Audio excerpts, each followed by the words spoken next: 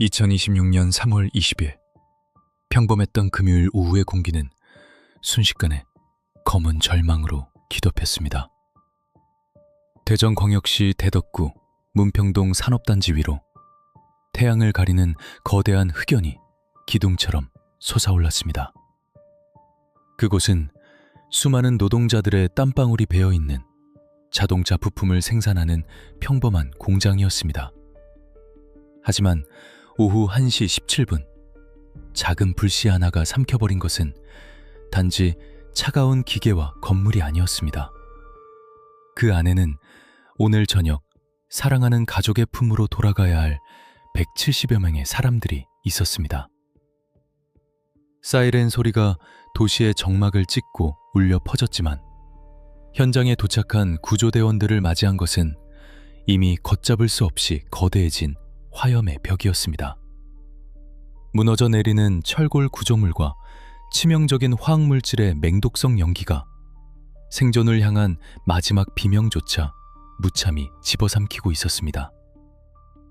14명의 영원한 침묵, 그리고 60명의 깊은 상흔. 과연 이것은 그저 운이 나빴던 단순한 불의의 사고였을까요? 아니면 누군가의 탐욕과 철저한 무관심이 오랫동안 설계해온 예견된 참사였을까요?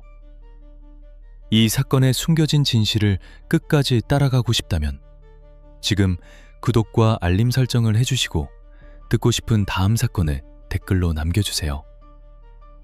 시계바늘을 참사가 발생한 그날 오후로 되돌려 보겠습니다. 봄의 온기가 채 가시지 않은 날씨 속에서 대덕 산업단지 내 위치한 안전공업의 공장 내부는 평소와 다름없는 기계의 굉음으로 가득 차 있었습니다. 절상유의 냄새와 철제가 부딪히는 소리, 그리고 생산 라인을 바쁘게 오가는 노동자들의 발걸음이 교차하는 일상적인 풍경이었습니다. 그러나 정확히 오후 1시 17분 119 종합상황실에 다급한 최초 제보 전화가 걸려오기 시작했습니다. 공장이 불이 났어요. 안에 사람들이 아직 못 빠져나왔습니다. 수화기 너머로 들려오는 목소리에는 극도의 공포와 다급함이 서려 있었습니다. 신고 접수 직후 대전 지역의 관할 소방서들은 즉각 비상출동태세에 돌입했습니다. 하지만 소방차들이 현장에 채 접근하기도 전에 반경 수 킬로미터 밖에서도 육안으로 뚜렷하게 확인될 만큼 짙고 거대한 연기가 하늘을 뒤덮고 있었습니다. 현장에 가장 먼저 도착한 상작대의 무전기에서는 다급한 현장 상황 보고가 쏟아졌습니다.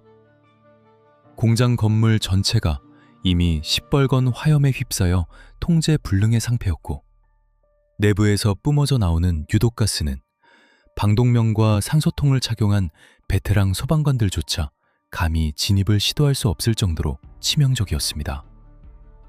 초기 화재의 진압과 신속한 인명 구조를 방해한 가장 큰 원인은 바로 공장의 구조적 특성과 내부 적재 물질들이었습니다. 자동차 부품을 정밀 가공하는 공장의 특성상 내부에는 대량의 산업용 윤활유와 화학 용재가 대규모로 보관되어 있었습니다. 불길은 이 인화성 물질들을 무서운 속도로 핥아먹으며 폭발적으로 몸집을 불렸습니다. 더군다나 건물의 외벽과 지붕을 덮고 있던 저렴한 샌드위치 패널은 엄청난 열기에 녹아내리며 유독성 흑연을 무한정 뿜어내는 거대한 독가스실의 역할을 하고 있었습니다. 철골 구조물들은 수천 도에 달하는 고열을 견디지 못하고 엿가락처럼 휘어지며 언제든 붕괴할 수 있는 징후를 보였고 이는 내부로 진입해 생존자를 수색해야 하는 구조대원들의 발목을 치명적으로 붙잡았습니다. 당시 공장 내부에는 약 170명 이상의 직원이 각자의 위치에서 근무 중이었던 것으로 파악되었습니다.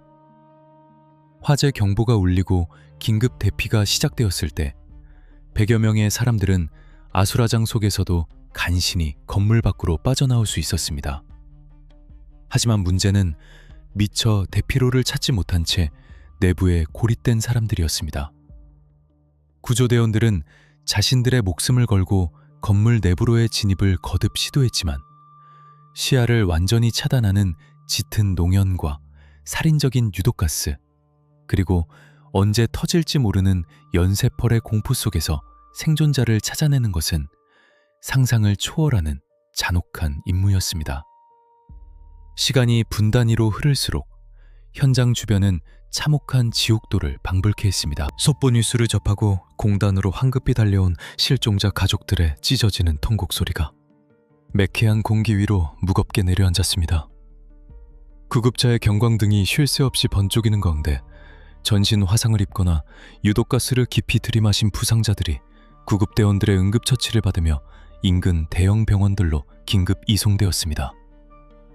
소방당국은 관할 소방서의 인력과 장비를 모두 동원하는 대응 1단계를 즉각 넘어 인접지역의 소방력까지 총동원하는 대응 2단계를 발령하며 거대한 화마와 필사적인 사투를 벌였습니다. 그리고 마침내 불길이 어느 정도 잡히고 검게 식어가는 잿더미 속에서 본격적인 내부 수색과 현장 감식이 시작되었을 때 최악의 우려가 잔혹한 현실로 드러나기 시작했습니다. 한 치 앞도 시야가 확보되지 않는 새카만 폐허 속에서 소방대원들의 손전등 불빛 끝에 차가운 주검들이 하나둘씩 참혹한 모습을 드러낸 것입니다. 화재 진압 완료 후 최종적으로 확인된 사망자는 무려 14명. 중상자를 포함한 부상자는 60명에 달했습니다. 불과 몇 시간 전까지만 해도 함께 웃고 밥을 먹으며 평범한 내일을 이야기하던 동료들이 누군가의 헌신적인 아버지이자 어머니였고 사랑스러운 아들이자 딸이었던 사람들이 형체를 알아보기 힘든 한 줌의 재가 되어버린 공장 바닥에서 발견된 것입니다. 사건 발생 직후 대전지방경찰청과 소방본부 그리고 국립과학수사연구원은 즉각적인 합동 감식반을 꾸리고 대대적인 초기 내사에 착수했습니다. 이토록 끔찍한 인명피해를 낳은 원인이 정확히 무엇인지 밝혀내기 위한 차갑고 이성적인 조사 과정이 본격적으로 시작된 것입니다. 과학수사대원들은 아직 잔열과 매연이 가득 남아있는 위험한 현장에 투입되어 타담한 잔해물들을 정밀하게 수집하고 화재의 최초 발화 지점과 비정상적인 확산 경로를 역추적하기 위한 고도의 프로파일링 작업에 돌입했습니다. 경찰은 신속하게 공장 관계자들을 소환하여 초기 진술 조서를 확보하는 한편 향후 압수수색 영장을 청구하기 위한 철저한 법리적 검표에 들어갔습니다. 소방서의 최초 출동 기록, 119 종합상황실의 녹취록, 구조대원들의 무전 교신 내역, 그리고 공단 주변 도로와 인접 건물들의 모든 CCTV 영상이 낱낱이 해부되었습니다. 이 과정은 감정을 철저히 배제한 채 오직 객관적인 팩트와 증거물만을 추적하는 냉혹한 수사의 영역이었습니다. 잿더미 속에서 발견된 철근의 휘어진 각도 하나, 불에 탄 샌드위치 패널에 녹아내린 잔해 한 조각조차도 14명의 억울한 죽음에 얽힌 진실을 밝혀줄 결정적 단서가 될 수 있었기 때문입니다. 또한 생존자들과 목격자들을 대상으로 한 심층 면담이 숨가쁘게 진행되었습니다.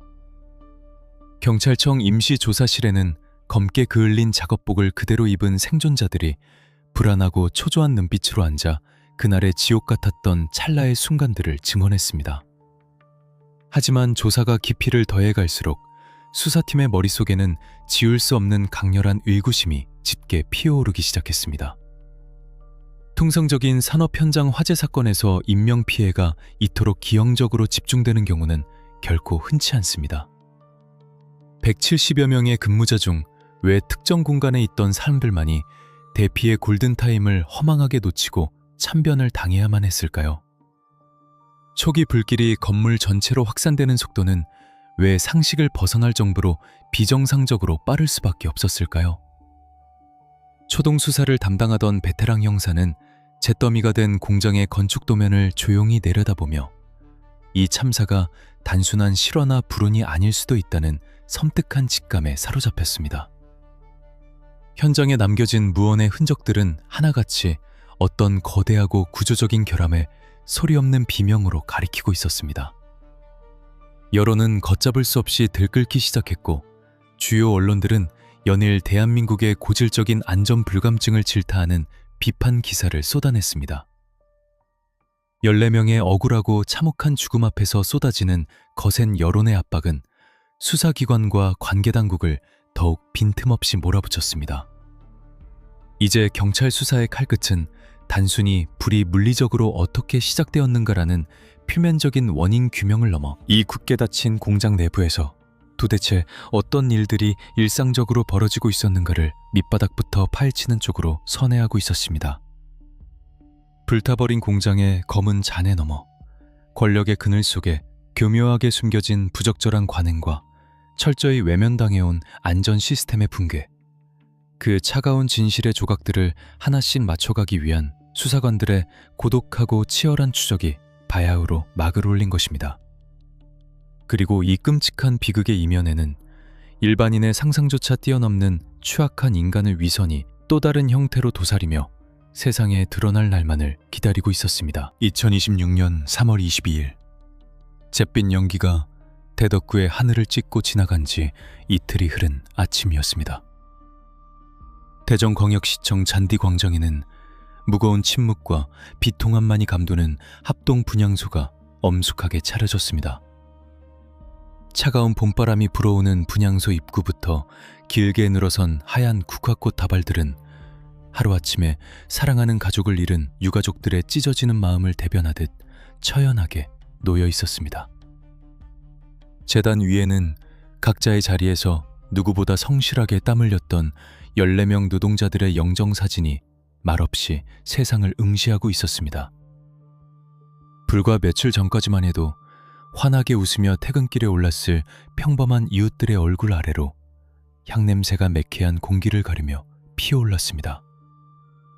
분향소 주변은 차마 소리내어 울지 못하고 가슴을 치며 쓰러지는 유가족들의 깊은 탄식, 그리고 이 비극적인 현장을 담기 위해 모여든 수많은 언론사의 카메라 셔터 소리만이 무겁게 교차하고 있었습니다. 오전 10시 정각, 분향소 입구 쪽에서 일순간 무거운 웅성거림이 일었습니다. 검은색 정장 차림에 굳은 표정을 한 무리의 사람들이 굳게 입을 다문 채 분향소로 걸어 들어오고 있었습니다. 그들의 맨 앞자리에는 바로 이번 참사가 발생한 안전공업의 최고 책임자 손주한 대표가 서 있었습니다. 그의 뒤로는 회사의 핵심 임원진 30여 명이 고개를 숙인 채 무거운 발걸음을 옮기고 있었습니다.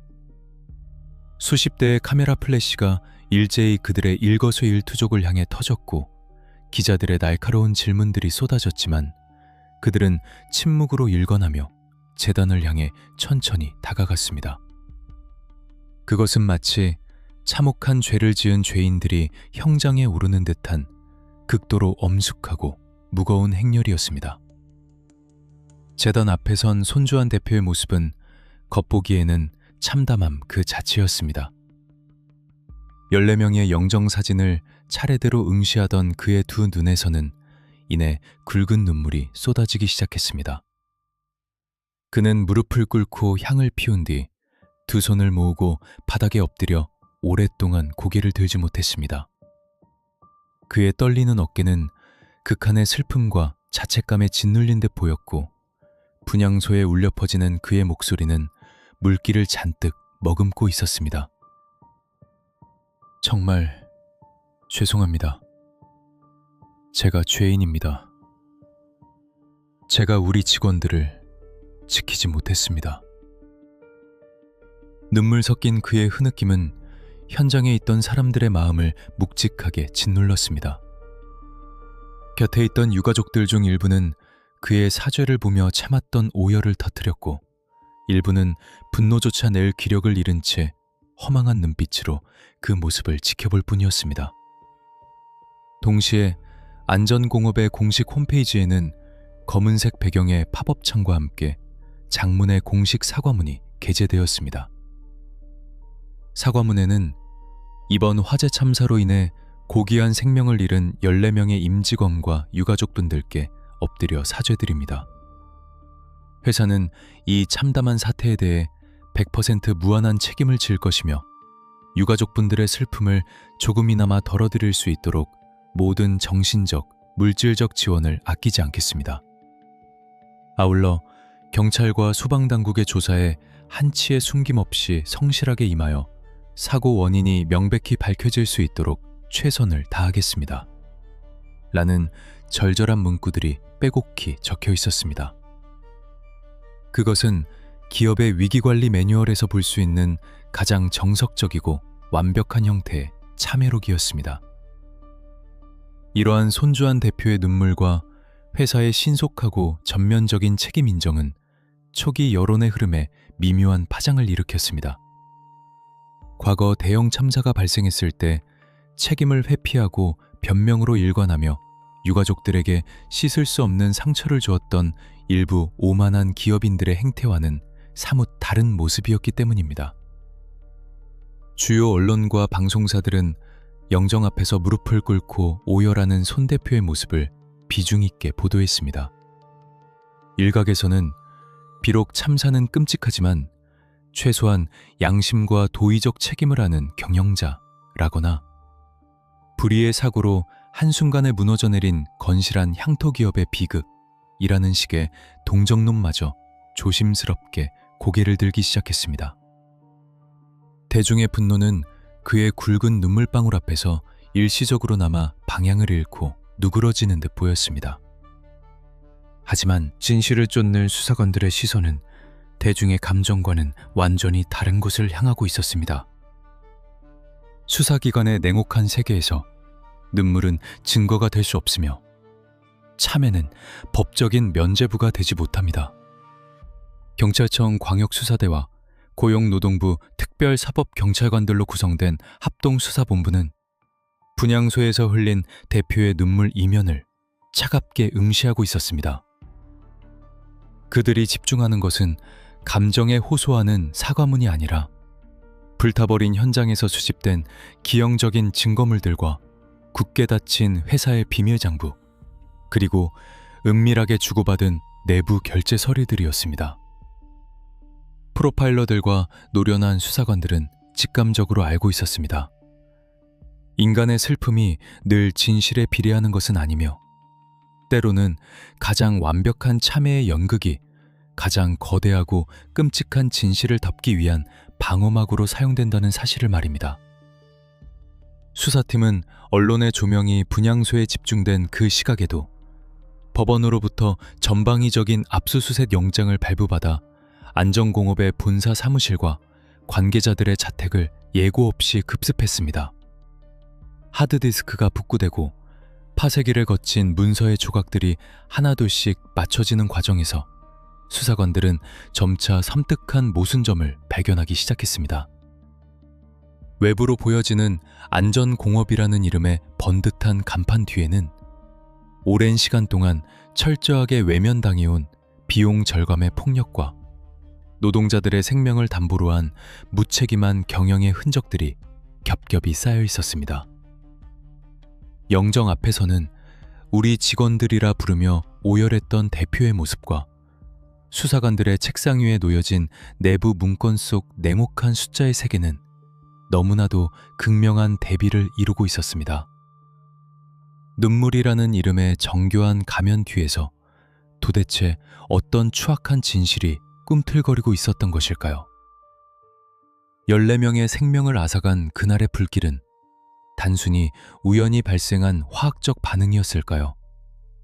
아니면 권력의 그늘 아래서 이웃만을 쫓던 비정함이 잉태한 필연적 결과였을까요? 대중과 언론이 손주한 대표의 겉모습에 잠시 눈이 멀어있던 사이 수사본부의 화이트보드 위에는 사건의 실체적 진실을 가리키는 소름 끼치는 화살표들이 점차 하나의 방향을 향해 모여들기 시작했습니다. 무대 위의 연극은 완벽해 보였지만 무대 뒤편에서 서서히 걷히고 있는 검은 장막 너머에는 그 누구도 상상하지 못한 기괴하고 잔혹한 민낯이 숨죽인 채 세상 밖으로 나올 준비를 하고 있었습니다. 이제 눈물의 시간이 끝나고 차가운 증거의 시간이 다가오고 있었습니다. 분향소의 애끓는 눈물과 카메라 플래시가 만들어낸 찰나의 연극이 이어지는 동안 우리의 시선은 다시 참혹한 현실의 공간, 모든 비극이 시작된 대덕구 문평동 안전공업 공장의 새카만 폐허로 돌아옵니다.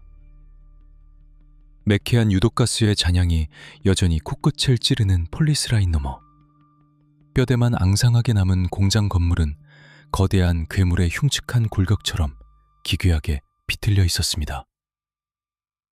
섭씨 수천 도의 폭발적인 열기를 견디지 못하고 엿가락처럼 휘어져 버린 H빔 철골 구조물들은 당장이라도 무너져 내릴 듯 아슬아슬하게 매달려 있었고, 붕괴의 위험이 도사리는 그 잿빛 미로 속으로 국립과학수사연구원과 대전지방경찰청 감식반, 그리고 소방화재조사관들의 묵직한 발걸음이 조심스럽게 이어졌습니다.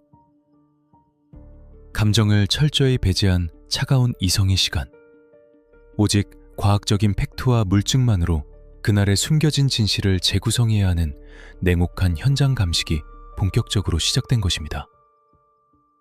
안전모와 방진 마스크, 그리고 두꺼운 방열복으로 무장한 합동 감식반 요원들은 잿더미로 변해버린 현장을 바둑판처럼 구획하여 정밀한 수색에 돌입했습니다. 3D 스캐너와 첨단 열화상 카메라가 동원되어 현장의 입체적인 구조를 데이터로 보존하는 작업이 선행되었고, 타담한 잿더미를 삽과 맨손으로 일일이 걷어내며 아주 작은 단서라도 찾아내려는 치열한 사투가 벌어졌습니다.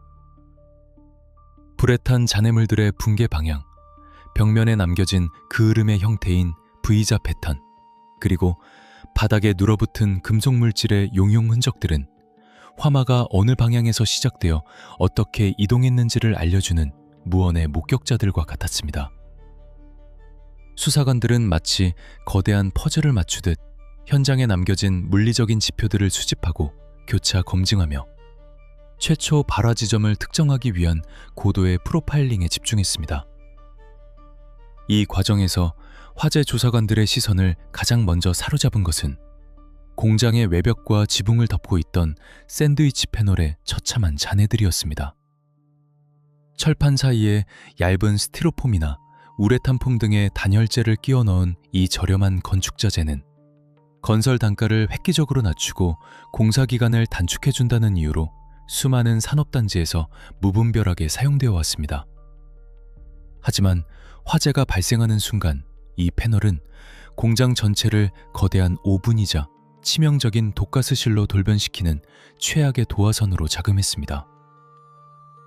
화재 감식 결과 내부의 불길이 패널의 가연성 심재에 옮겨 붙으면서 엄청난 속도로 연소를 일으켰고, 이때 발생한 시안화수소를 비롯한 맹독성 가스들이 밖으로 빠져나가지 못한 채 건물 내부로 무섭게 역류했다는 사실이 밝혀졌습니다. 단 몇 모금만 들이마셔도 신경계를 마비시키고 의식을 잃게 만드는 이 검은 독가스야말로 노동자들의 탈출 의지를 가장 먼저 꺾어버린 보이지 않는 암살자였던 것입니다. 그러나 첨단 장비와 과학적 분석이 동원된 현장 감식이 깊이를 더해갈수록 합동수사본부의 베테랑 수사관들은 도저히 상식적으로 납득할 수 없는 거대한 모순점, 즉 끔찍한 이상 징후를 마주하게 됩니다. 사건의 방향을 완전히 뒤집어버릴 결정적인 미스터리는 바로 희생자들의 발견 위치에 숨겨져 있었습니다. 소방당국의 최종 구조 및 수색 보고서와 국가수의 부검 의뢰서를 정밀하게 교차 분석하던 수사팀은 믿기 힘든 통계 데이터에 직면했습니다. 안타깝게 목숨을 잃은 14명의 희생자 중 무려 13명이 넓은 공장 부지 중에서도 유독 동측 2층이라는 특정 구역에 밀집된 상태로 발견된 것입니다. 이것은 화재 역학이나 일반적인 대피 심리학으로는 도저히 설명되지 않는 기형적인 결과였습니다. 감식반이 며칠간의 끈질긴 추적 끝에 특정한 최초 발화 지점은 분명 공장 1층의 특정 기계실 주변이었습니다. 상식적인 상황이라면 불길과 연기가 위로 솟구치는 특성을 고려할 때 1층에서 화재가 발생했다면 2층에 있던 사람들은 비상구, 계단을 통해 가장 먼저, 혹은 대피 경보를 듣자마자 밖으로 탈출했어야 마땅합니다. 1층에 있던 노동자 대다수가 간신히 화마를 피해 건물 밖으로 빠져나온 반면 왜 유독 2층 동측에 고립되었던 13명의 노동자들은 그 지옥 같은 공간에서 단 한 발자국도 벗어나지 못한 채 비극을 맞이해야 했을까요? 수사관들은 잿더미가 된 2층 동측 구역으로 다시 진입하여 바닥을 기어다니며 대피로의 흔적을 필사적으로 찾기 시작했습니다. 하지만 랜턴 불빛이 비추는 칠흑 같은 어둠 속 어디에도 생명을 구하기 위한 탈출구는 존재하지 않았습니다. 법적으로 반드시 설치되어 있어야 할 방화문은 흔적조차 찾을 수 없었고 1층으로 내려가는 유일한 통로는 이미 거대한 불길의 굴뚝 역할을 하며 완전히 막혀버린 상태였습니다. 창문조차 비정상적으로 작거나 굳게 폐쇄되어 있어 내부에서 외부로 구조 요청을 하거나 유독 가스를 환기할 수 있는 최소한의 생명선조차 철저히 차단되어 있었습니다. 이 공간은 애초부터 화재 발생 시 탈출이 물리적으로 불가능하게 설계된 완벽하게 밀폐된 거대한 죽음의 덫이었던 셈입니다. 이 섬뜩한 발견은 경찰 수사의 패러다임을 근본적으로 뒤흔드는 결정적인 전환점이 되었습니다. 발화 원인이 무엇인지, 기계의 결함인지, 작업자의 실수인지 등 불이 왜 났는가에 쏠려있던 초기의 수사 초점은 이제 왜 이들은 대피하지 못하고 갇혀 죽어야만 했는가라는 훨씬 더 무겁고 어두운 질문으로 급격하게 이동하기 시작했습니다. 단순한 기계적 고장이나 우발적인 실화로 치부될 뻔했던 사건이 특정 구역의 치명적인 구조적 결함과 피난로 부재라는 거대한 시스템적 붕괴의 문제로 확대된 것입니다. 수사팀의 뇌리에 번뜩이는 하나의 날카로운 가설이 세워졌습니다. 만약 13명의 희생자가 몰려있던 이 동측 2층 공간이 정상적인 건축 허가를 받은 합법적인 공간이었다면 결코 이렇게 기형적이고 위험한 구조로 설계될 수는 없다는 점이었습니다. 관할 구청에 등록된 건물 대장과 소방서의 안전점검 기록을 압수하여 대조하는 작업이 시급해졌습니다. 단순한 산업재해가 아니라 이윤과 편의를 위해 누군가가 고의로 안전망을 파괴하고 방치한 구조적 살인의 냄새가 현장의 잿더미 아래에서 짙게 피어오르고 있었습니다. 무언가 거대한 비밀이 저 새카만 폐허 속에, 그리고 안전공업이라는 기업의 굳게 닫힌 서류함 속에 숨겨져 있다는 사실이 명백해지는 순간이었습니다. 이제 합동수사본부의 수사관들은 현장에서 수집된 기형적인 증거의 조각들을 손에 쥐고 과거의 기록들을 향해 무거운 발걸음을 돌립니다. 그것은 불에 타지 않는 진실, 도면이라는 이름의 서류 위에 그려진 새하얀 거짓말들을 낱낱이 해부하기 위한 치열한 문서 검증의 시작이었습니다.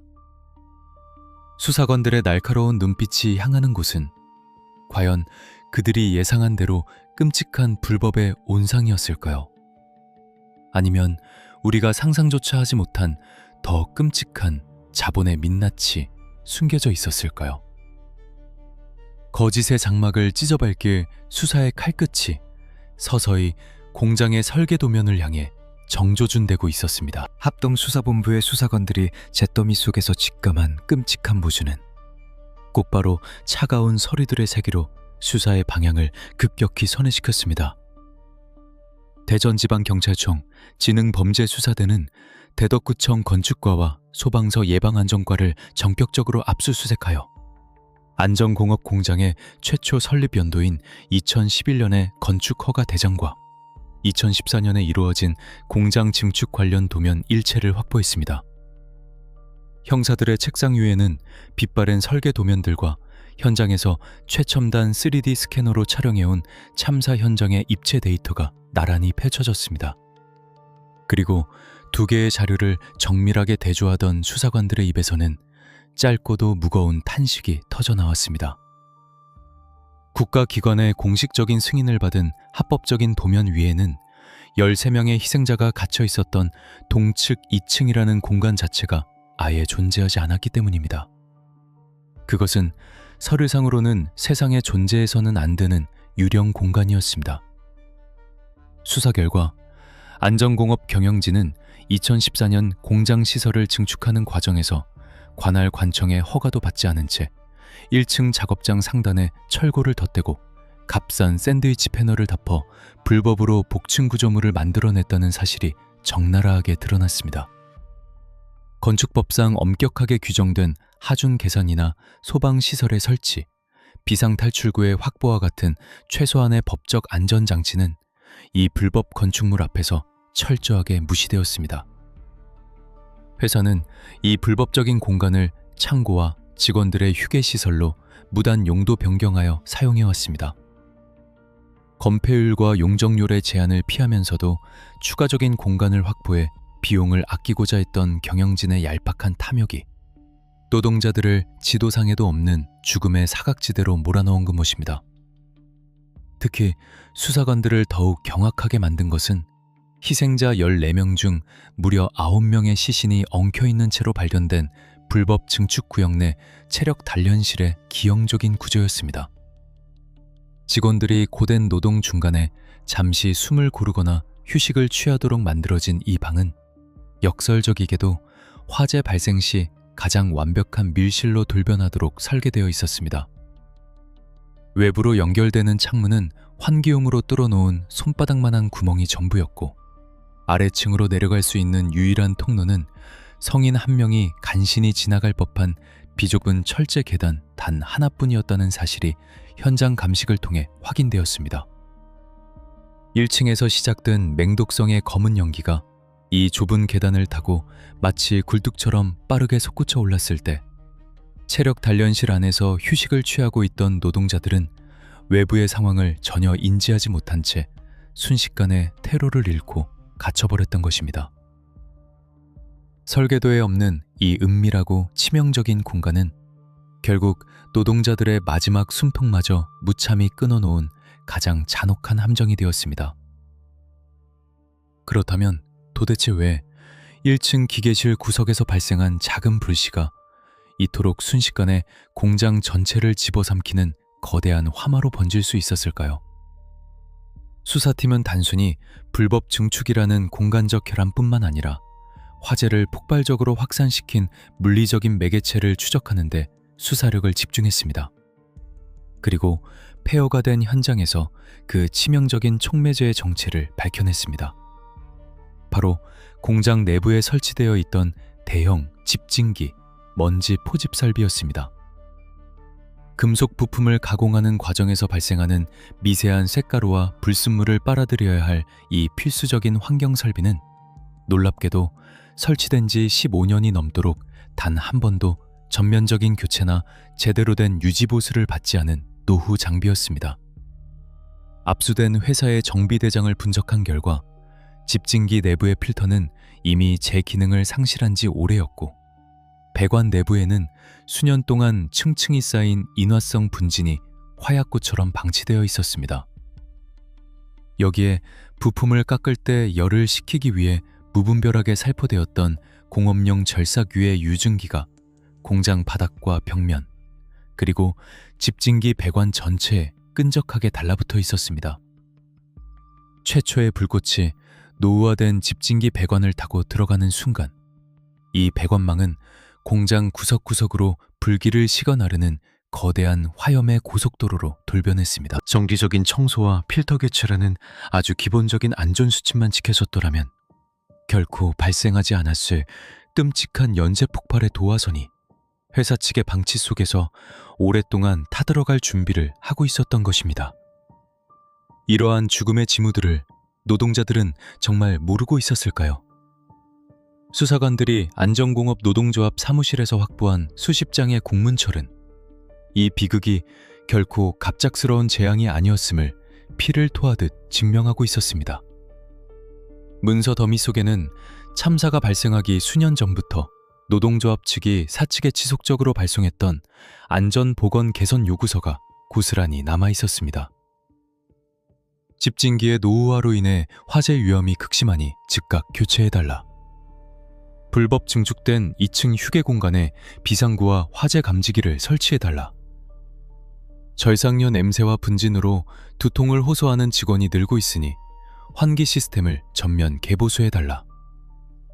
서류에 적힌 활자들은 하루하루 불안에 떨며 일해야 했던 노동자들의 절박한 구조 요청이자 다가올 참사를 예견한 소리 없는 비명이었습니다. 하지만 서류에 남겨진 사측의 공식적인 답변은 잔인하리만치 차갑고 단호했습니다. 올해는 경영 실적이 악화되어 예산이 부족하므로 시설 투자는 내년으로 보류함. 단 몇 줄의 건조한 문장. 노동자들의 생명과 직결된 안전망 구축 비용은 경영진의 엑셀 문서 위에서는 그저 언제든 삭감하고 미룰 수 있는 불필요한 지출 항목에 불과했던 것입니다. 이윤 극대화라는 냉혹한 자본의 논리 앞에서 하루 10시간 이상 기계 앞을 지키며 회사의 성장을 이끌었던 노동자들의 절절한 호소는 철저하게 묵살당했습니다. 결국 2026년 3월 20일의 대화제는 우연히 발생한 불운이 아니라 수십 장의 공문 속에서 경고음이 울리고 있었음에도 불구하고 끝끝내 귀를 닫아버린 오만한 경영진이 합작해낸 명백한 기업 살인이었습니다. 수사관들의 손에 들린 빛바랜 도명과 절박했던 노동조합의 공문들은 분향소 재단 앞에서 뜨거운 눈물을 흘리며 유가족들에게 엎드려 사죄하던 손주한 대표의 모습과 끔찍한 불협화음을 만들어내고 있었습니다. 유가족들의 슬픔에 공감하는 척했던 그 완벽한 연기 뒤에는 노동자들의 생명줄을 비용이라는 잣대로 가차없이 잘라버린 흉측한 민낯이 숨겨져 있었습니다. 14명의 영혼을 잿더미로 만든 것은 샌드위치 패널도 절상료도 아니었습니다. 그것은 바로 사람의 목숨보다 숫자를 더 우위에 두었던 권력의 비정한 탐욕이었습니다.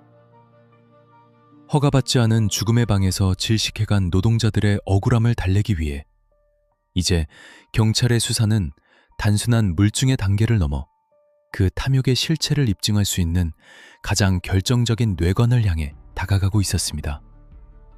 그리고 며칠 뒤 대한민국 전체를 분노의 도가니로 몰아넣을 단 6분짜리 파일 하나가 세상에 그 추악한 모습을 드러낼 준비를 마친 상태였습니다. 2026년 3월 24일 대전 문평동 화재 참사의 잔해 위로 무거운 침묵이 내려앉은 화요일 저녁이었습니다.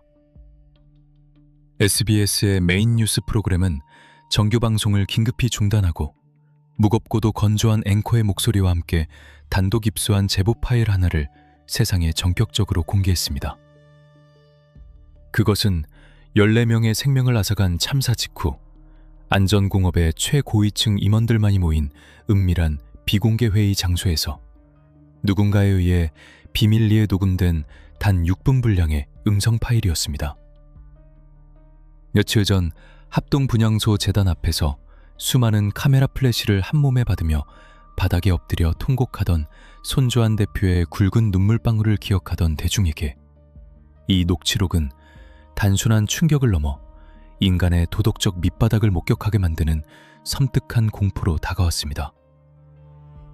완벽하게 연출되었던 참회의 연극을 끝내고 굳게 닫힌 VIP 회의실의 두꺼운 문 뒤로 사라진 권력자는 과연 어떤 표정을 짓고 있었을까요?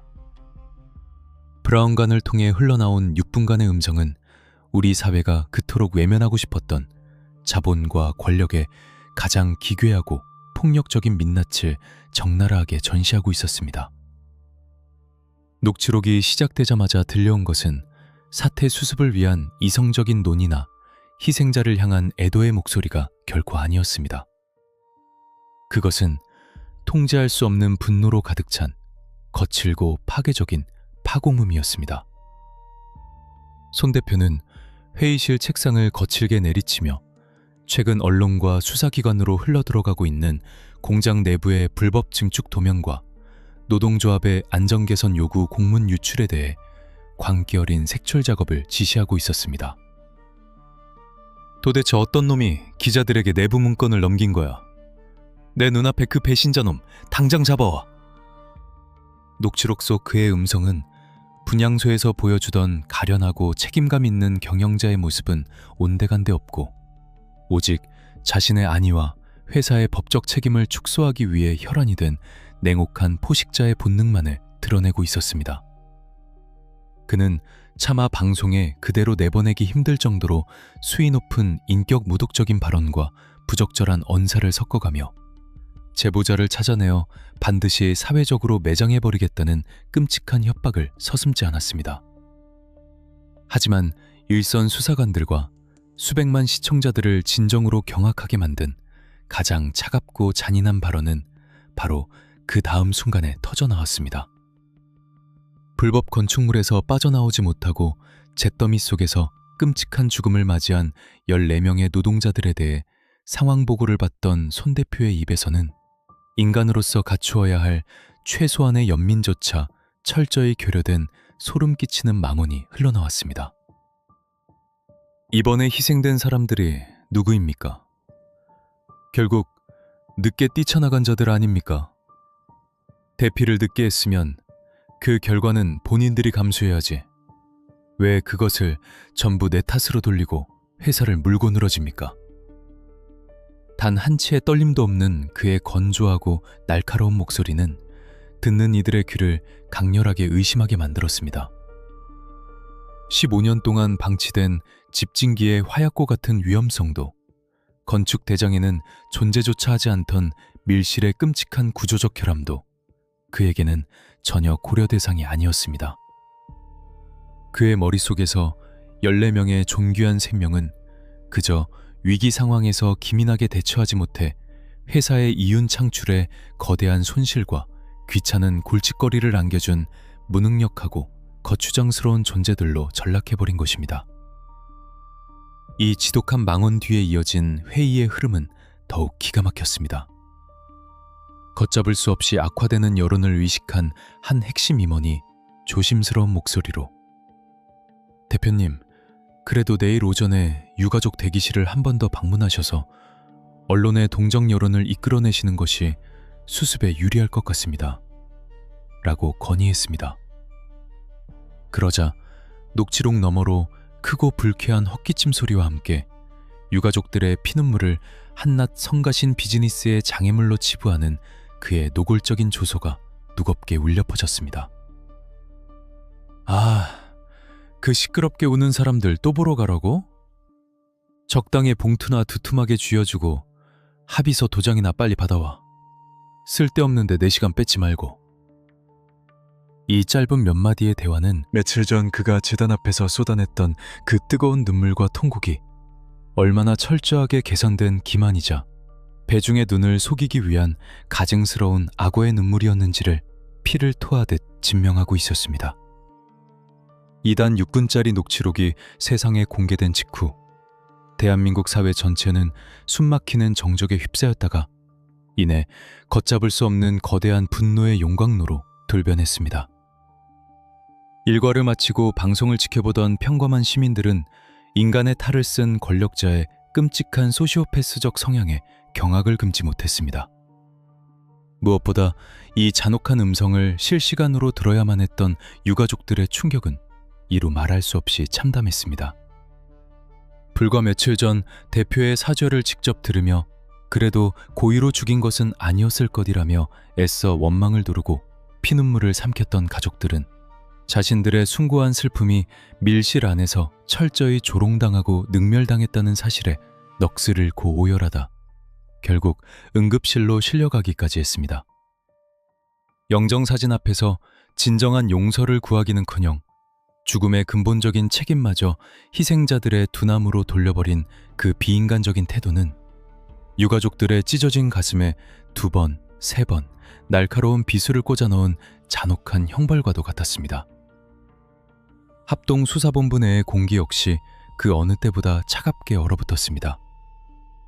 범죄 심리학자와 프로파일러들은 이 짧은 녹취록을 수십 번 반복해서 청취하며 손 대표의 병리적인 심리 상태와 안전공업 내부의 기형적인 권력 구조를 낱낱이 해부해 들어갔습니다. 특히 수사관들이 주목한 것은 손 대표의 억압적인 폭언이 쏟아지는 긴 시간 동안 회의실에 동석했던 30여 명의 고위 임원들 중 그 누구도 그의 비상식적인 망언을 제지하거나 반론을 제기하는 목소리를 내지 않았다는 점이었습니다. 쥐 죽은 듯이 고요한 회의실에 끔찍한 침묵. 그것은 단순히 대표 개인의 인성결함을 넘어 이 거대한 회사가 오랫동안 어떠한 폭력적인 방식으로 통제되고 운영되어 왔는지를 보여주는 가장 소름 끼치는 증거였습니다. 절대적인 권력자의 아나무인 횡포 앞에서 최소한의 상식과 안전수칙마저 숨죽이고 눈치를 봐야 했던 철저한 상명하복의 독재적인 기업 문화. 바로 이 거대한 침묵의 카르텔이 14명의 무고한 생명을 잿더미로 밀어넣은 보이지 않는 살인마였던 것입니다. 이제 수사기관의 칼끝은 완전히 다른 곳을 정조준하기 시작했습니다. 경찰은 이 녹취록을 단순한 도덕적 지탄의 대상을 넘어 사측이 화재 참사의 구조적 원인을 명확히 인지하고 있으면서도 이를 조직적으로 은폐하고 여론을 조작하려 했다는 고의성을 입증할 수 있는 가장 치명적이고 결정적인 스모킹건으로 채택했습니다. 당장 녹음 파일의 원본을 확보하고 유출 경위를 역추적하기 위한 디지털 포렌식 팀의 대대적인 서버 압수수색이 전격적으로 단행되었고, 녹취록에 등장하는 임원 전원에 대한 출국 금지 조치와 함께 강도 높은 릴레이 소환 조사가 줄을 이었습니다. 권력의 짙은 그늘에 숨어 진실을 덮으려 했던 오만한 자들의 완벽한 연극은 익명의 용기 있는 내부 고발자가 던진 단 6분짜리 폭로에 의해 처참하게 막을 내렸습니다. 하지만 이 충격적인 녹취록은 앞으로 밝혀질 더 크고 어두운 심연, 즉 노동자들의 목소리를 일상적으로 짓밟아온 이면의 잔혹한 기업 문화를 파헤치기 위한 거대한 판도라의 상자를 여는 아주 작은 열쇠에 불과했습니다. 과연 그 굳게 닫힌 공장 문턱 너머에서는 그동안 어떤 끔찍하고 은밀한 통제들이 일상처럼 자행되고 있었던 것일까요? 단 6분. 그 짧고도 폭력적인 녹음 파일이 대한민국 사회에 던진 충격파는 거대했습니다. 하지만 사건의 이면을 파헤치는 합동수사본부의 수사관들을 더욱 무겁게 짓누른 것은 이 녹취록이 결코 우발적인 감정의 폭발이 아니었다는 사실이었습니다. 카메라 불빛이 꺼진 밀실에서 흘러나온 그 잔혹한 음성은 안전공업이라는 굳게 닫힌 공장 담장 너머에서 지난 수년간 노동자들의 숨통을 조여온 일상적인 공포의 아주 작은 파편에 불과했습니다. 수사팀은 손주한 대표의 기형적인 심리 상태와 회사의 폐쇄적인 의사결정 구조를 명확히 입증하기 위해 전현직 직원들을 대상으로 한 광범위하고도 은밀한 심층 면담과 참고인 조사에 본격적으로 착수했습니다. 그리고 수사관들의 노트북 화면 위로 조심스럽게 타건되는 진술 조서의 내용들은 이 참사가 왜 단순한 불운이 아니라 철저하게 설계된 비극이었는지를 피를 토하듯 증명하고 있었습니다. 오랜 설득 끝에 경찰청 임시조사실에 마주 앉은 익명의 직원 A씨와 B씨의 증언은 공장 내부의 공기가 얼마나 짙은 억압과 통제로 오염되어 있었는지를 적나라하게 보여주었습니다. 직원들의 일치된 진술에 따르면 손 대표는 공장 내에서 누구도 감히 거역할 수 없는 무소불위의 권력을 휘두르는 절대적인 군주와도 같았습니다. 그의 경영 철학은 오직 극단적인 이윤 추구와 숨막히는 비용 절감에 맞춰져 있었고, 그 과정에서 노동자들의 인격이나 기본적 안전 권리는 철저하게 삭제되어 있었습니다. 결제판을 거칠게 집어던지거나 서류를 찢어버리는 강압적인 행위는 예사였고, 조금이라도 자신의 지시에 이의를 제기하거나 비용이 발생하는 안전조치를 건의하는 직원에게는 입에 담기조차 힘든 끔찍한 인신공격과 모욕적인 언사가 무자비하게 쏟아졌습니다. 화장실 변기 물 내리는 비용조차 아깝다며 수도 밸브를 잠그라고 지시할 정도였습니다. 생각이라는 것을 하지 못할 거라면 차라리 공장 밖으로 사라지라는 식의 모멸적인 폭언을 일상적으로 들어야만 했습니다. 조서를 작성하던 수사관의 손길을 멈칫할 정도로 직원 B씨가 떨리는 목소리로 털어놓은 증언은 참담했습니다. 회사의 성장을 위해 묵묵히 땀 흘려온 노동자들은 대표의 머릿속에서 그저 언제든 쓰다 버릴 수 있는 값싼 기계 부품이거나 회사의 이윤을 갉아먹는 성가신 존재로 취급받고 있었습니다. 이토록 극단적이고 폭력적인 통제 방식은 조직 내부에 깊은 침묵의 카르텔과 짙은 공포심을 뿌리내리게 만들었습니다. 부당한 지시나 위험천만한 작업 환경 앞에서도 당장의 생계가 걸린 노동자들은 해고의 위협과 끔찍한 모멸감을 견디지 못해 입을 굳게 다물 수밖에 없었던 것입니다. 이러한 공포에 기반한 강압적인 기업 문화는 결국 가장 치명적인 형태의 안전 시스템 마비라는 거대한 괴물을 잉태하고 말았습니다. 수사팀이 압수수색을 통해 확보한 안전공업의 최근 3년간 소방시설 점검 일지는 이 회사의 안전 불감증이 얼마나 기괴한 방식으로 작동하고 있었는지를 증명하는 결정적인 물증이었습니다. 화재 참사가 발생하기 전 공장 내부의 낡은 화재 감지기들은 한 달에도 평균 한두 번씩 굉음을 내며 오작동을 일으켰습니다. 정상적인 기업이라면 즉각 외부의 소방설비 전문가를 호출하여 시스템 전체를 정밀 점검하고 근본적인 결함을 수리하는 것이 당연한 수순일 것입니다. 하지만 손 대표의 절대적인 권력이 지배하는 안전공업에서는 상식적인 재난 대응 매뉴얼이 전혀 작동하지 않았습니다. 외부 업체를 부르는 데 드는 수십만 원의 출장비조차 불필요한 낭비로 기정되었고, 이로 인해 대표의 불같은 질책이 떨어질 것을 극도로 두려워한 관리자들은 가장 원시적이고 치명적인 미봉책을 선택하고야 말았습니다. 경보기가 울릴 때마다 소방 전문가가 아닌 일반 사무직 직원들이 헐레벌떡 넓은 공장 부지와 불법 증축된 시설물 곳곳을 직접 뛰어다니며 맨눈으로 화재 발생 여부를 확인해야만 했습니다.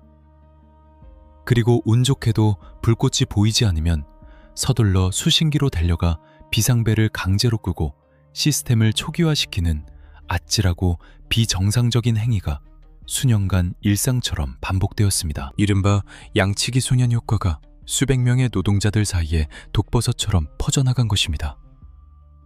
시끄러운 사이렌 소리가 울려도 사람들은 즉각 대피할 생각은커녕 또 기계가 고장나서 저러는구나. 귀찮게 왜 자꾸 울리고 난리야? 라며 불만을 터뜨리거나 하던 위험한 작업을 계속 이어나가는 치명적인 무감각 상태에 깊숙이 빠져들게 되었습니다. 수백 명의 생명을 지켜야 할 최후의 보루인 자동 화재 경보 시스템은 경영진의 맹목적인 탐욕과 억압적인 사내 분위기 속에서 오히려 양치기 소년의 거짓말처럼 철저하게 신뢰를 성실해버린 백해무익한 소음에 불과했던 것입니다. 그리고 마침내 2026년 3월 20일 오후 1시 17분 운명의 그날 1층 기계실에서 실제로 끔찍한 불길이 치솟아 오르고 공장 전체에 요란한 진짜 화재 사이렌이 울려 퍼졌을 때 이 기형적인 기업 문화가 만들어낸 가장 잔혹한 대가가 현실로 나타났습니다.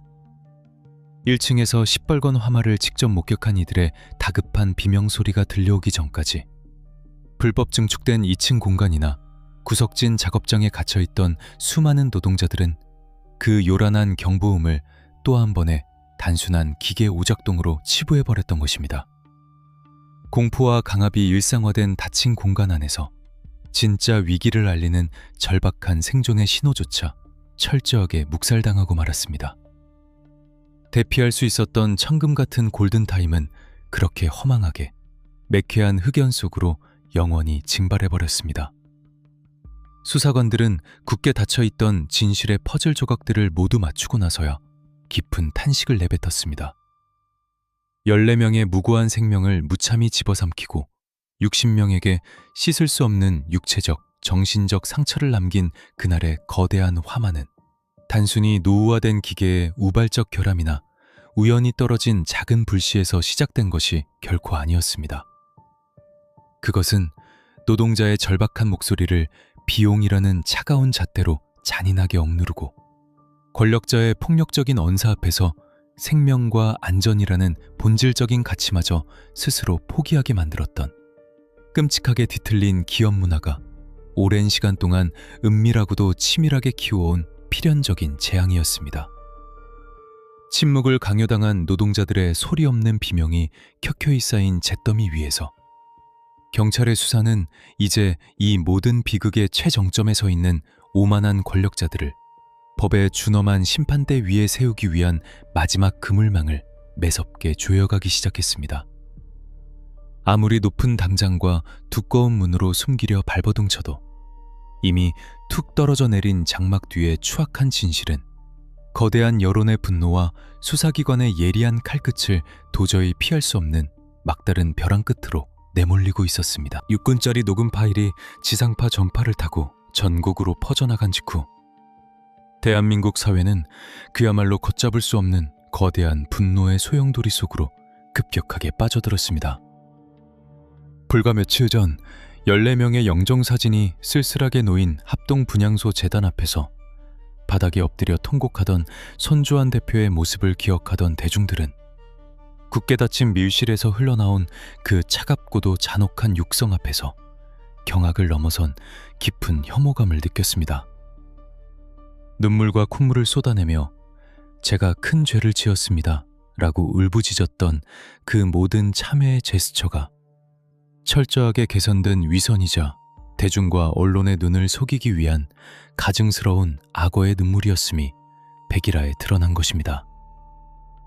온라인 포털 사이트의 뉴스 댓글창과 소셜미디어는 인간의 탈을 쓴 권력자의 소시오패스적 행태를 규탄하는 시민들의 들끓는 성토로 마비될 지경에 이르렀습니다.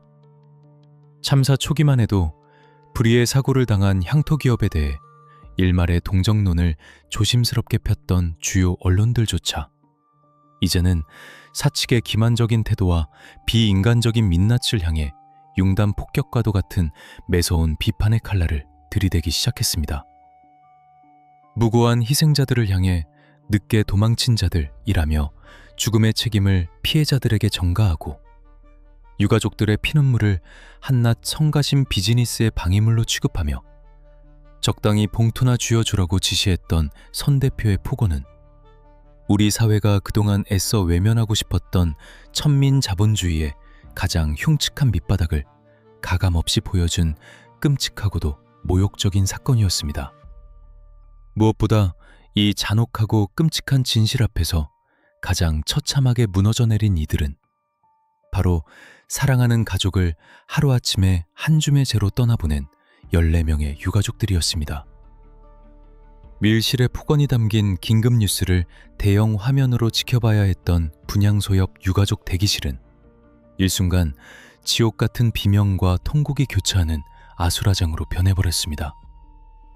적어도 회사의 최고 경영진이 자신들의 뼈저린 잘못을 가슴 깊이 뉘우치고 있을 것이라 굳게 믿으며 그 뜨거운 눈물에 조금이나마 위안을 얻고자 했던 가족들의 찢어진 가슴에 손 대표의 녹취록은 수십 개의 날카로운 비수가 되어 잔인하게 꽂혔습니다.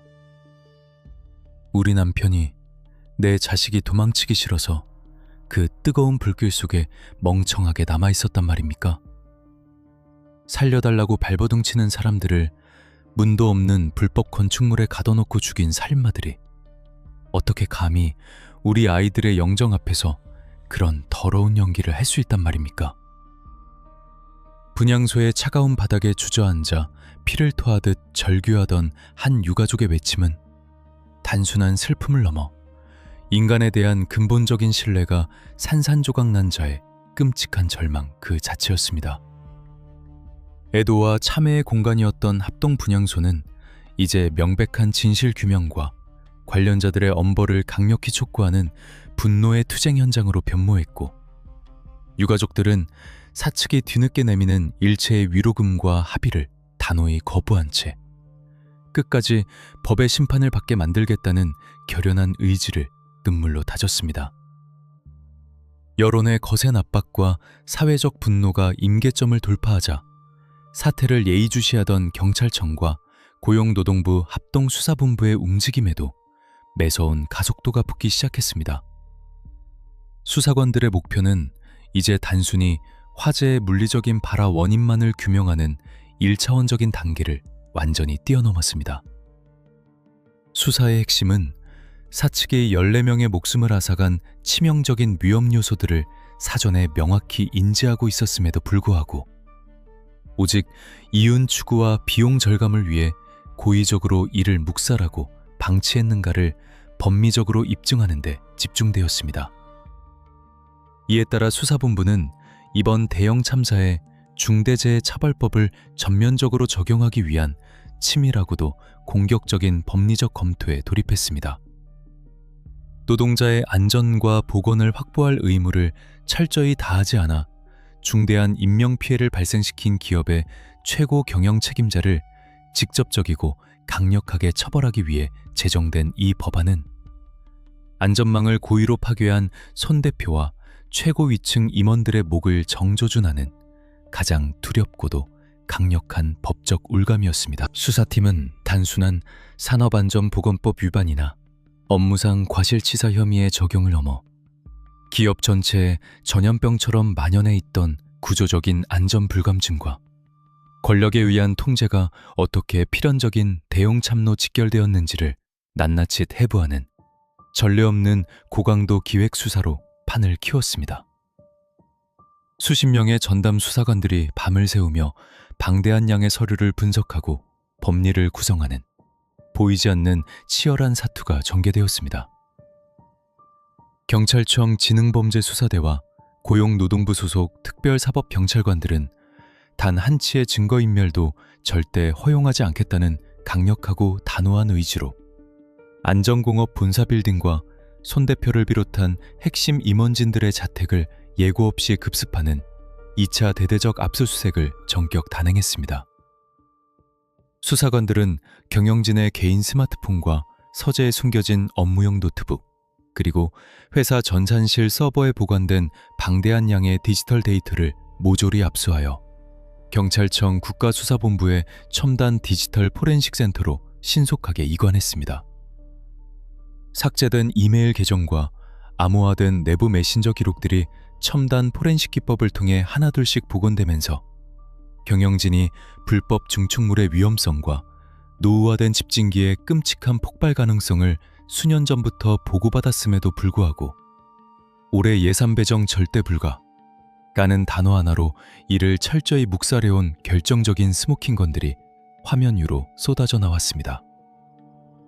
특히 밀실회의가 폭로된 직후 회사 측이 불법 건축물과 관련된 민감한 문서들을 조직적으로 대량 파쇄하고 중앙전산망에서 관련 데이터를 고의로 영구 삭제하려 했던 구체적인 증거인멸의 정황까지 추가로 포착되면서 사태는 걷잡을 수 없이 커졌습니다.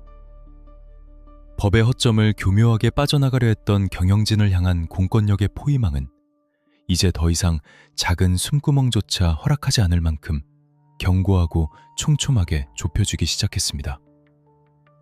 반면 며칠 전까지만 해도 공장 내부에서는 제왕적인 권력을 무자비하게 휘두르며 노동자들의 숨통을 조이고 굳게 닫힌 밀실 안에서는 아나무인격의 끔찍한 폭언을 서슴지 않던 안전공업의 최고 경영진들은 정작 거대한 법의 심판과 여론의 들끓는 분노 앞에서는 쥐구멍을 찾는 한없이 비겁하고 초라한 존재들로 전락하고 말았습니다.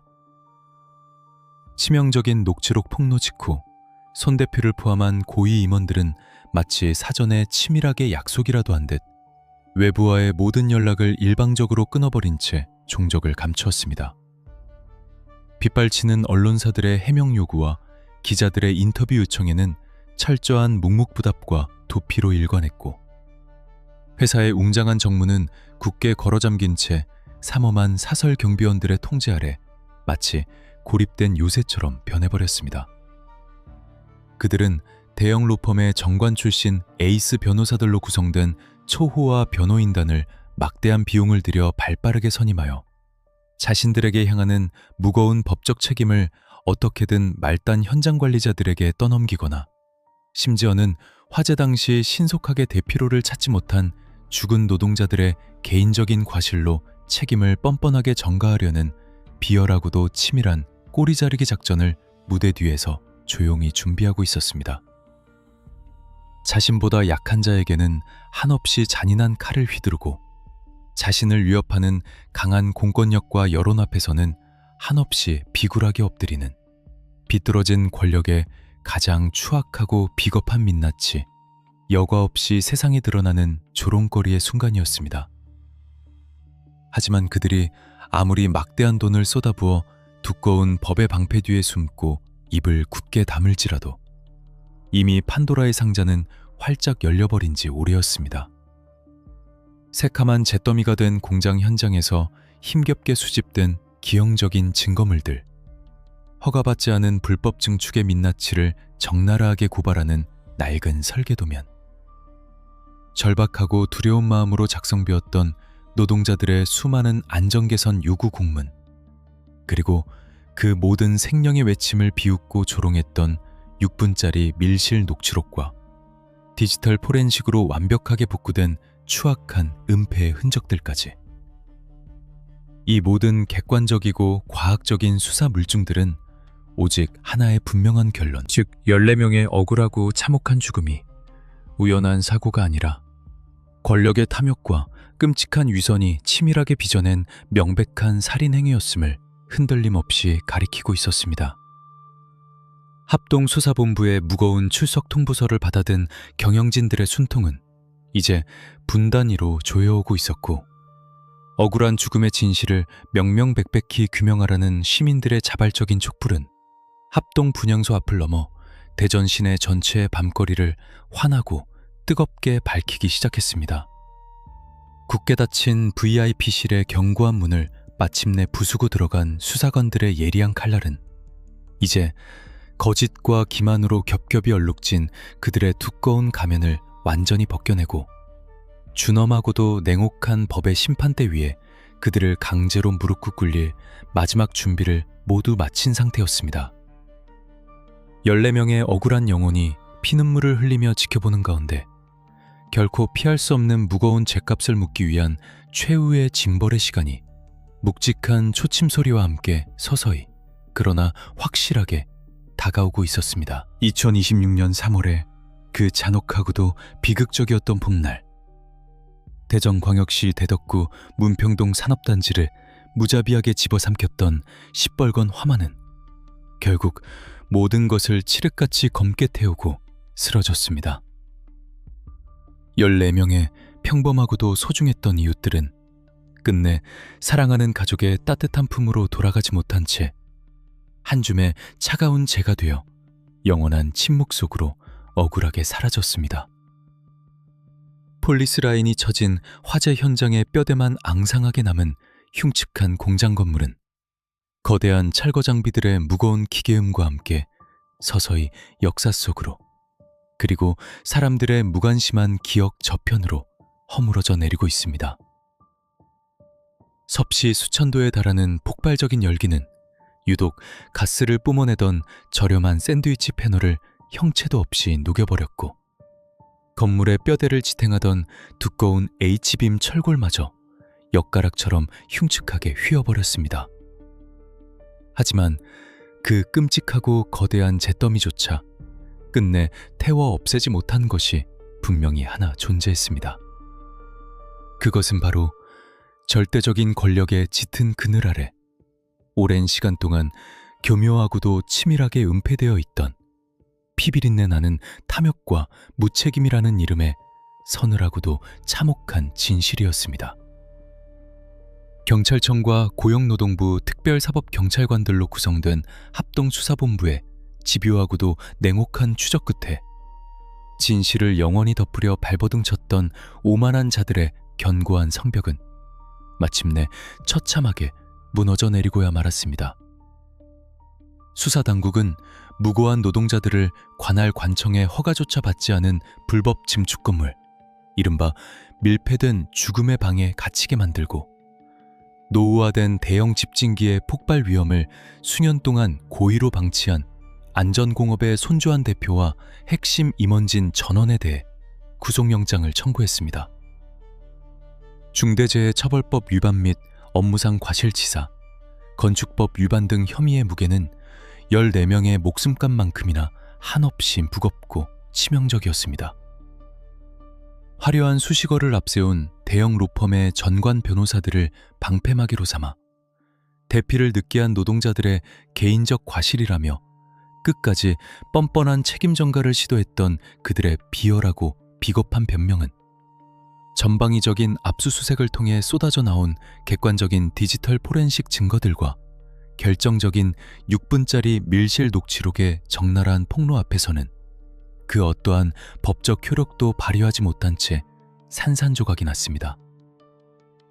합동 분향소의 영정사진 앞에서, 그리고 수많은 언론의 카메라 플래시 앞에서 무릎을 꿇고 굵은 눈물을 흘렸던 그들의 가증스러운 연기는 역설적으로 그들이 얼마나 깊은 도덕적 파탄에 이른 소시오패스적 경영자들인지를 전 국민에게 입증하는 가장 치명적인 자백이 되어버렸습니다. 그 눈물은 결국 법의 준엄하고도 냉혹한 심판을 가차없이 재촉하는 거대하고 날카로운 부메랑으로 자신들의 목을 겨누며 되돌아오고 말았습니다. 우리가 이 참혹하고 끔찍한 사건의 수사 기록표를 마지막으로 덮으며 사회적으로 반드시 뼈아프게 기억해야 할 가장 중요한 핵심은 14명의 소중한 생명을 무참히 앗아간 진짜 살인마의 본질적인 정체입니다. 그들을 돌이킬 수 없는 죽음의 문턱으로 내몬 것은 1층 구석의 낡은 기계실에서 우연히 튀어오른 아주 작은 불꽃 하나가 결코 아니었습니다. 무려 15년 동안이나 단 한 번의 필터 교체조차 없이 시한폭탄처럼 방치되었던 낡은 집진기도, 화재 시 치명적인 시한하수소 독가스를 무한정 뿜어내던 저렴한 샌드위치 패널도 범행에 사용된 물리적인 도구였을 뿐, 이 비극을 잉태한 진정한 원흉이라고 볼 수는 없습니다. 묵묵히 땀 흘려 일하던 노동자들의 억울한 목숨을 앗아간 진짜 원인은 바로 회사의 최고 경영진 머릿속에 깊숙이 또아리를 틀고 있던 타인의 고통에 대한 치명적인 무감각과 절대적인 권력이 휘두르는 일상적인 폭력이었습니다. 경영장부의 엑셀 파일에 적힌 비용 절감이라는 숫자를 조금이라도 더 줄이고 이윤을 극대화하기 위해 노동자의 생명과 직결된 최소한의 안전망 구축 예산을 가차없이 삭감해버린 자본의 맹목적이고 냉혈한 탐욕. 노동조합이 수십 차례 발송한 절박한 안전개선 요구 공문을 하찮고 귀찮은 불만으로 치부해버리고 부당하고 위험한 업무 지시에 오직 맹목적으로 침묵하고 복종할 것만을 강요했던 억압적이고 폭력적인 철권 통치의 기업 문화. 바로 이 거대하고도 일상적인 구조적 폭력이 그날의 작은 불길을 걷잡을 수 없는 지옥의 화마로 폭발적으로 키워낸 진정한 촉매제이자 은밀한 살인 교사범이었던 것입니다. 기업의 이윤 창출과 눈부신 경제적 성장이라는 화려한 미명 아래 힘없는 누군가의 존귀한 생명은 언제든 비용 절감을 위해 가차없이 삭감할 수 있는 값싼 소모품으로 전락하고 말았습니다. 하지만 거대한 기계의 굉음 속에서 묵묵히 땀 흘려 일하는 평범한 노동자의 목숨은 결코 기업의 대차 대조표 위에 적힌 건조한 숫자로 환산되거나 대체될 수 없는 절대적이고 존엄한 가치입니다.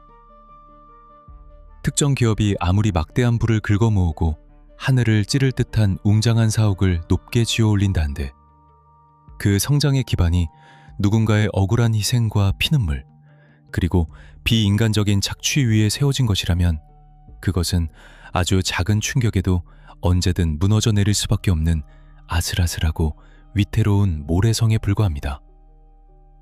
수십 대의 카메라 불빛이 쏟아지는 분향소 한가운데서 무릎을 꿇고 바닥에 엎드려 통곡하던 최고 권력자의 그 완벽하고도 소름 끼치는 연극은 사건이 종결되는 이 시점, 우리 사회 전체를 향해 너무나도 무겁고 서늘한 철학적 질문 하나를 강력하게 던지고 있습니다. 거짓된 눈물 한 방울로는 철저한 무감각에 깊게 뿌리내린 치명적인 잘못을 결코 씻어낼 수 없습니다. 이 냉혹하지만 뼈저린 명제는 비단 대전의 안전공업이라는 특정 향토기업의 일탈적 범죄에만 국한되는 경고의 메시지가 아닙니다.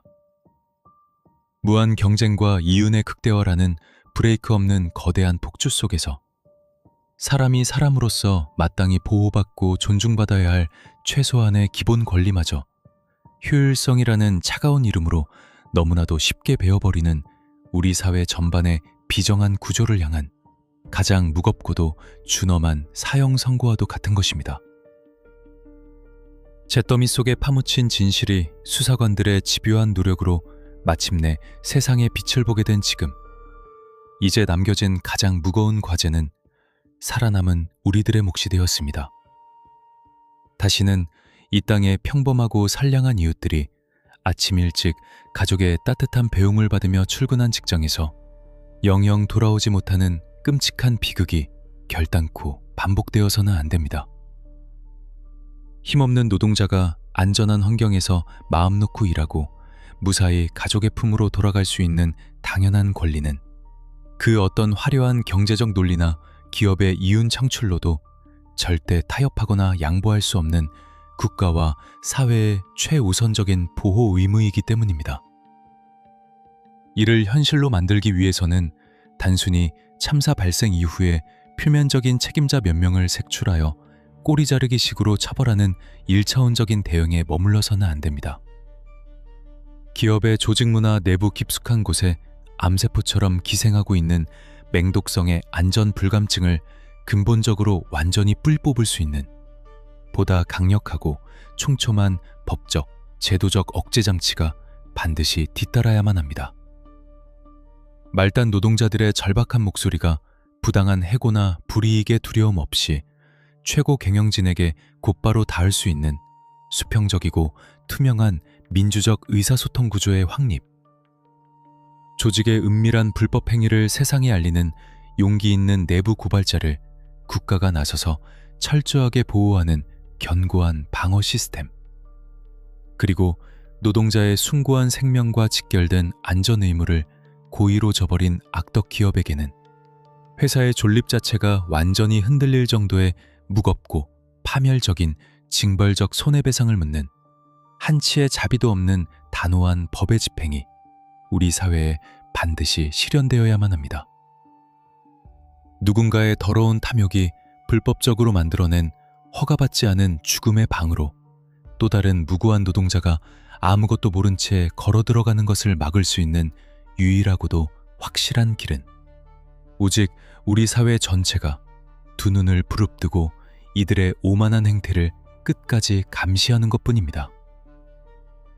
차가운 잿더미 속에서 숨을 거두어간 14명의 억울한 영혼들이 핏빛으로 쓴 마지막 구조 신호. 우리는 그들이 절박하게 외쳤던 묵음의 비명소리를 우리들의 가슴 속에 영원히 지워지지 않도록 깊게 새겨야 합니다. 다시는 얄팍한 돈과 이윤이 사람의 고귀한 생명을 집어삼키는 이 비극적이고 잔혹한 역사가 되풀이되지 않도록 뼈를 깎는 뼈저린 반성과 멈추지 않는 날카로운 성찰을 끊임없이 이어나가야 할 것입니다. 권력의 두터운 그늘에 숨어 진실을 은폐하고 조작하려 했던 자들의 추악한 민낯, 그리고 그들의 거짓된 가면을 예리하게 벗겨내고 단죄한 차가운 수사관들의 치열한 기록은 비록 여기서 막을 내립니다.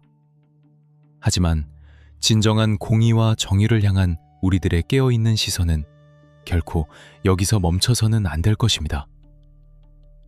여러분은 눈물이라는 정교하고 가증스러운 가면 뒤에 숨어있던 이 끔찍하고 기괴한 진실의 늪을 마주하며 과연 어떤 감정과 생각을 느끼셨습니까?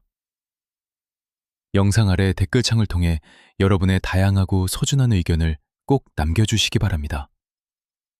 이 사건의 숨겨진 진실을 끝까지 따라가고 싶다면 지금 구독과 알림 설정을 해주시고 듣고 싶은 다음 사건을 댓글로 남겨주세요.